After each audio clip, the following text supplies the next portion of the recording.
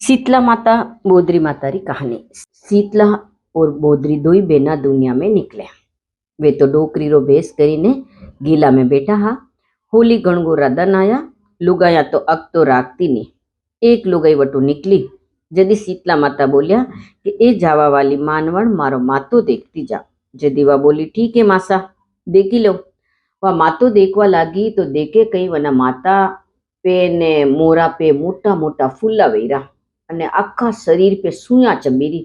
વાતો દરપી ગઈ અને વટુ જાવા લાગી। જદી शीतला माता बोलिया ए मानवण दरपे मती, सब तो लुगाया अब तो नहीं राके, जो मारे ये सब फूला वेरा है मारे सुया चबीरी है।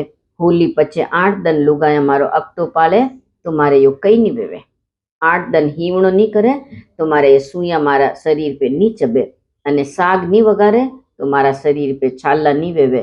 दोवणाऊ कपड़ा कूटे जो मारा शरीर पे लागे।